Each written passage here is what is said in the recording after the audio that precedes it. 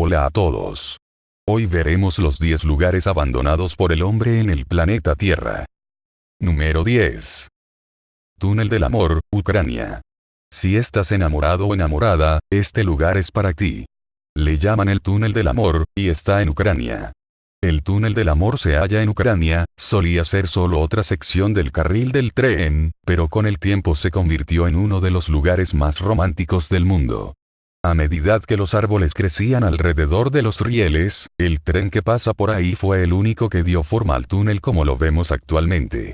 Así pues, cada vez que el tren cruzaba el bosque de la aldea Kleven 3 veces al día de ida y vuelta, el tren fue formando el túnel cerrado, ajustándose al tamaño del tren. Actualmente el Túnel del Amor es muy popular entre los enamorados. Existe la creencia de que si dos personas son sinceras en su amor y cruzan el túnel mientras se toman de las manos, sus deseos se harán realidad. Número 9. Parque de diversiones abandonado, China. China, como es conocido, está luchando para ser el país que acoge más turistas del mundo. Quien haya viajado a China sabrá que hay muchos chinos haciendo turismo por doquier, además quieren atraer turistas de todo el mundo y por esta razón empezaron un plan para crear más atracciones en el país. Una de estas atracciones más famosas que se querían construir fue una copia o falsificación de Disneyland llamado Wonderland. No es de extrañar que en el país de las falsificaciones se quisiera falsificar hasta este famoso parque de atracciones y sus mascotas, pero al estilo chino. Número 8. Castillo de Bodiam, Inglaterra. Según se cuenta, la edificación fue construida a petición expresa de Ricardo II en el año 1385. Las obras corrieron a cargo de Sir Edward Gingrich, un antiguo caballero de Eduardo III, con propósitos defensivos ante posibles ataques franceses. Se da un dato curioso en este punto. Se han realizado investigaciones del lugar y todo apunta a que es un simple decorado, un farol de un estratega para aparentar ser inexpugnable. Para corroborar dichas pesquisas hay ciertas pruebas irrefutables, como el grosor de las paredes, de apenas un par de pies. Número 7. Fortalezas marinas Maunsell, Inglaterra. Estos fuertes eran operados por la Royal Navy y tenían como misión detener y avisar de cualquier intento alemán de colocar minas marinas mediante aviones en los estratégicos estuarios de los ríos Támesis y Mersey. El diseño era una construcción de hormigón, una barcaza pontón con dos torres cilíndricas en cuya parte superior se instalaban dos cañones de 3,75 pulgadas y dos cañones antiaéreos Bofors de 40 milímetros. Se construían en diques secos y se montaban como unidades completas. Entonces eran dotadas, las tripulaciones subían a bordo al mismo tiempo para familiarizarse con los equipos, antes de que fuesen remolcadas y ancladas en los bancos de arena fijados en 1942. Número 6. Angkor Wat, Camboya. Ubicado 5,5 kilómetros al norte del actual Siem Reap, en la provincia homónima de Camboya, Angkor Wat forma parte del complejo de templos construidos en la zona de Angkor, la antigua capital del Imperio Khmer durante su época de esplendor, entre los siglos IX y X-XV. Angkor abarca una extensión en torno a los 200 kilómetros cuadrados, aunque recientes investigaciones hablan de una posible extensión de 3.000 kilómetros cuadrados y una población de hasta 500.000 de habitantes.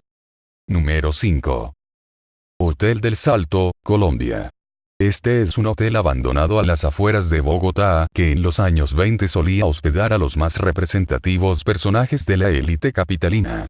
Funcionó como una terminal de ferrocarril, un restaurante y ahora, luego del trabajo de arquitectos y amantes de la historia, ha sido reabierto como un museo. El lugar queda ubicado en el Salto de Tequendama, una cascada natural de Colombia con una altura de 157 metros sobre un abismo rocoso, el cual se ha convertido en el sitio al que muchos han llegado para acabar con sus vidas, situación que da lugar a cientos de historias de fantasmas y almas en pena que suelen rondar el hotel.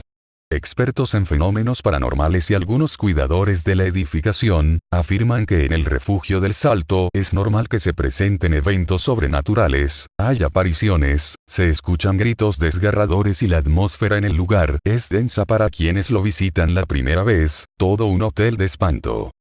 Número 4. Isla Ashima, Japón. Los japoneses nos tienen acostumbrados a mostrarnos construcciones de lo más dispares.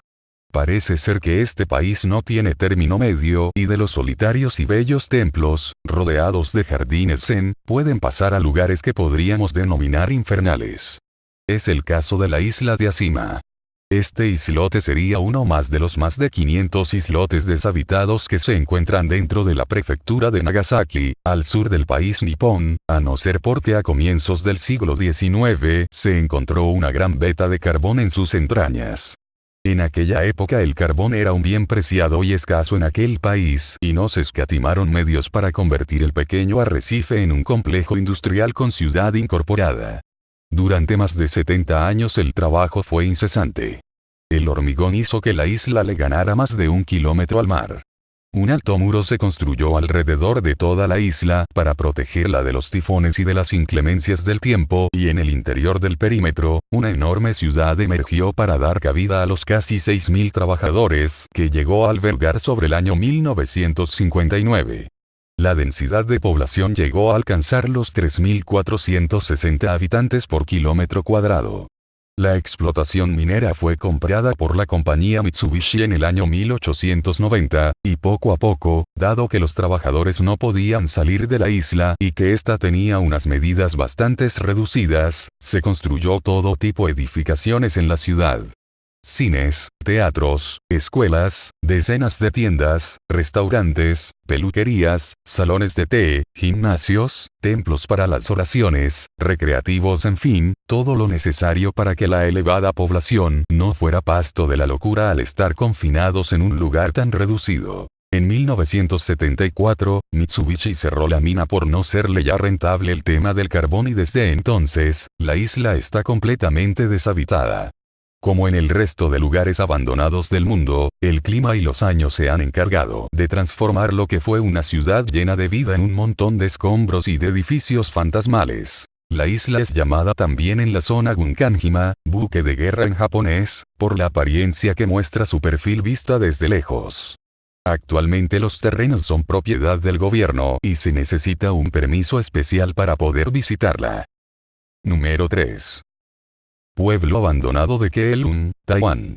En los años 70, un grupo promotor de Taiwán comenzó la construcción de un complejo vacacional en la isla china, entre las localidades de Damshui y Baisawan, conocido como Shanxi.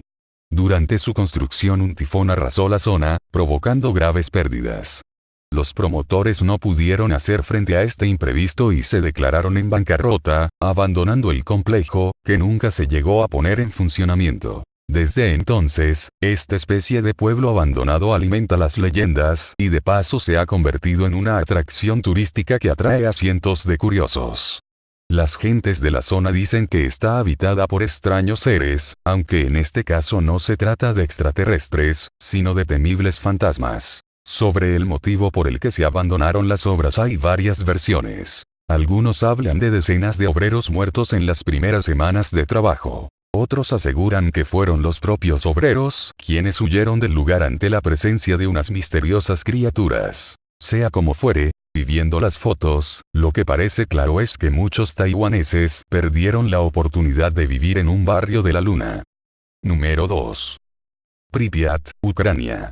Fue fundada el 4 de febrero de 1970 expresamente para dar hogar a los trabajadores de la central nuclear, Lenin de Chernóbil y a sus familias. Debido a su estratégica posición geográfica en un clima relativamente templado y un suelo muy fértil, cerca de una estación de tren, una autopista, y por supuesto el río Pripyat, la ciudad comenzó a desarrollarse, convirtiéndose en una de las zonas más agradables para vivir de la antigua Unión Soviética. Debido a esto, la población en solo 16 años creció hasta más de 40.000 personas. La construcción de la ciudad fue llevada a cabo por el Partido Comunista de la Unión Soviética, mientras Leonid Brezhnev era el presidente. La ciudad se extendió y las primeras personas en habitarla fueron los constructores, que ganaron experiencia, junto con varios políticos soviéticos de todos los extremos de la Unión Soviética. Pripyat estaba compuesta por varios microdistritos, vecindarios, con un radial atravesando el centro de la ciudad. En la ciudad, los constructores añadieron numerosas señales y paneles luminosos, que fueron acompañados también de decoraciones de cerámica en las fachadas de los edificios. La belleza de la ciudad tenía que ser fundamental para los trabajadores de la central, y por eso se contrataron arquitectos soviéticos progresistas que pudiesen visualizarlo. Los sitios más hermosos de la ciudad eran la entrada, el Centro Cultural Energetic, el edificio de administración, el Café Pripyat, que se encontraba cerca del río, y en el centro de la ciudad, el Boulevard Lenin. La creatividad era aprovechada por los arquitectos ciudadanos que la incorporaban al paisaje de la ciudad. A diferencia de las ciudades de importancia militar, el acceso a Pripyat no estaba restringido antes del desastre.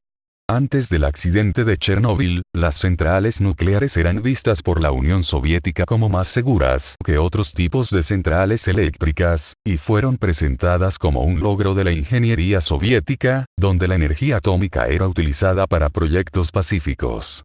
El eslogan Átomo Pacífico era popular en esos tiempos. Inicialmente la construcción del complejo estaba prevista a solo 25 kilómetros de Kiev, pero la Academia Ucraniana de las Ciencias, junto con otros órganos, expresaron su preocupación a que la central estuviera tan cerca de la ciudad, por lo que la planta y Pripyat fueron construidas en su actual localización, a unos 100 kilómetros de Kiev. La ciudad de Pripyat fue evacuada al tercer día del desastre de la planta nuclear. Número 1. Cristo del Abismo, Mar Mediterráneo, Italia. Originalmente, la estatua fue una idea de Duilio Marcante quien, tras la muerte de Dario Gonzatti durante una inmersión en 1950, impulsó la instalación de una estatua de Cristo en el fondo del mar.